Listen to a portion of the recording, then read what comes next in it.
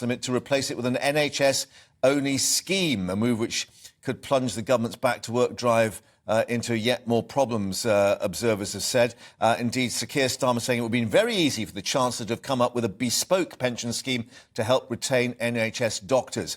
How easy would have that been? Let's speak to Sir Steve Webb, who is a former Minister of State for Pensions. Steve, thank you very much for your time.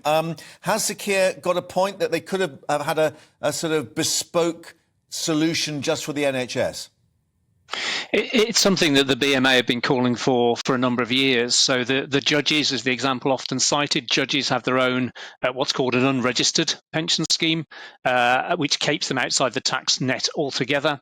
And the idea would have been that you have a top doctor's scheme that could have been quite similar. And the government's argument today against that is, oh, well, that would take time and we haven't got time, we're in a hurry. Well, this problem has been known of for years. I mean, this is not the first time this issue of doctors retiring early because of pensions tax has come up. The government has been fobbing them off for years and years, and now suddenly is in a hurry to do something. And as a result, they've had to do something kind of quite blunderbuss, which benefits lots of people who, to put it bluntly, are not all brain surgeons. Yeah, and of course, the other aspect, we thought maybe there was going to be the limit would go back up to 1.5, 1.8 million, which it used to be, of course, back in, I think, about 2010, but they've just blown it apart completely. That's right. I mean, it was the Treasury briefing out to journalists that the limit would go up to 1.8. So they were kind of almost laying a bit of a false trail so that then the Chancellor could really shock people on the day by saying, there's been some speculation of this, brackets, which we briefed out, but I'm going to go further than that. So there's a bit of a silly manipulation going on. But it is a simplification of the system. If you get rid of these complicated lifetime rules, it is a bit simpler. But it's a complete screeching U-turn on 10 years of cuts. You know, the lifetime allowance, as you said, has been coming down and down and down. And then yesterday, it goes up again, and then Labour may reintroduce it. So what pension savers are meant to do in terms of long-term planning is frankly beyond me. Well, this is a very good point. I mean, I think it's been described as hokey-cokey. And as you say, obviously, we've got Rachel Reeves now, the Shadow Chancellor, saying, well, no, we're going to go back to, limiting it all. And, questions then, what happens? We were getting, 25% of a pensions fund that you could take tax-free, which is something I think Gordon Brown introduced. What happens to that? Is that still in place? Is that going to change as well?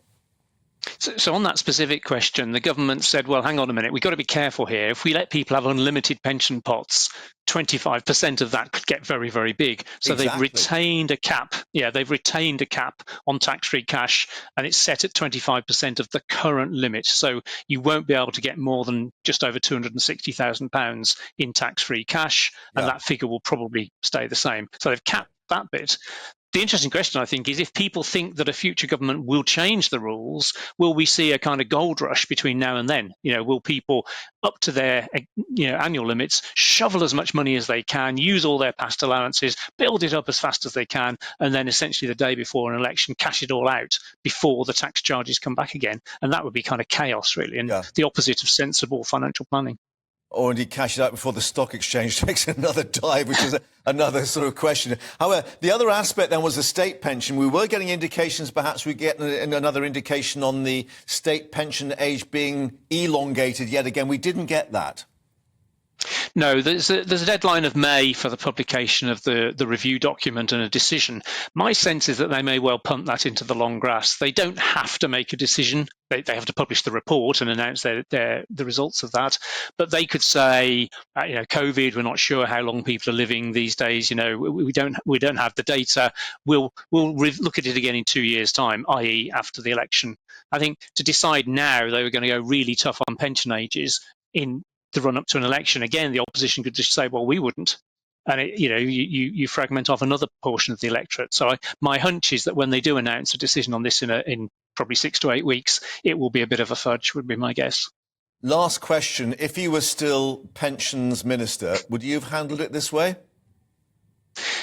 I wouldn't. I mean, you've got to join all the tax and pensions stuff together because you have the Treasury doing tax, you have DWP doing pensions. It needs to be looked at long terms and ideally with stability, not, every budget a guessing game as to whether it's all going to go up, down, in or out. Shake it all about. On that note, Sir Steve, thank you very much indeed for joining us once more on GB News. Thanks for your time. Thank you. And the pensions hokey-cokey.